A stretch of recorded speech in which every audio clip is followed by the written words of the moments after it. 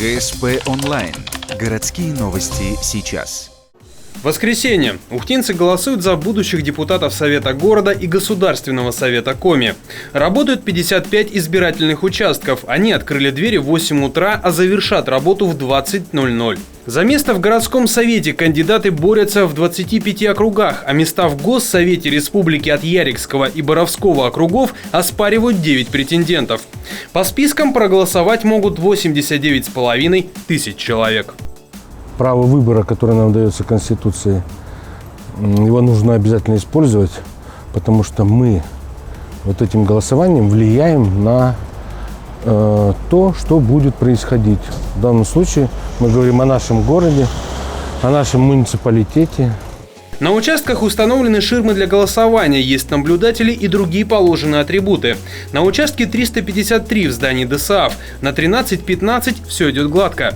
Нарушений не зафиксировано, вопросов у людей немного. После голосования людям вручают стикер, его обменивают на календарик с номером для розыгрыша. Посещаемость более-менее ровная, на 1:15 дня пошла 4-я сотня розданных календарей.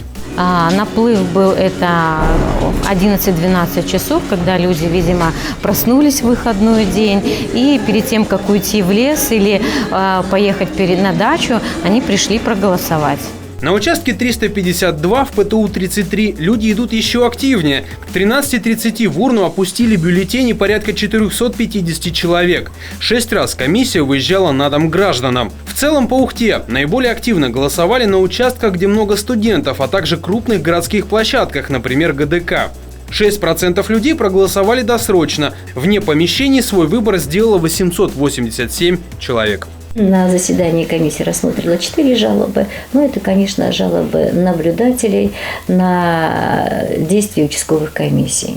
Но мы говорим о том, что есть жалобы обоснованные, необоснованные.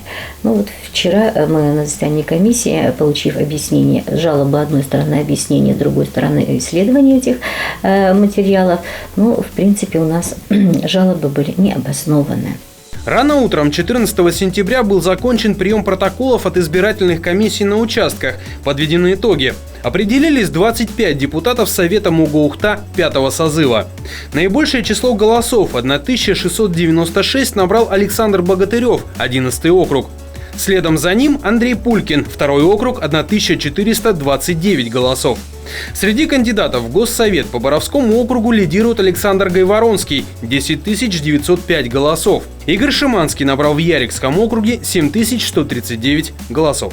Достаточно много было наблюдателей, доверенных лиц, членов комиссии с правом совещательного голоса. И очень активно были кандидаты, которые присутствовали на избирательных участках, в том числе при подсчете голосов.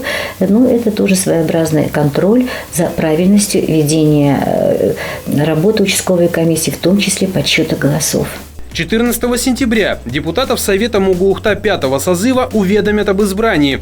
Далее результаты выборов предстоит официально опубликовать в СМИ. Уже после этого должно состояться первое заседание нового горсовета. На нем выберут руководство. Ориентировочная дата проведения – 23-24 сентября.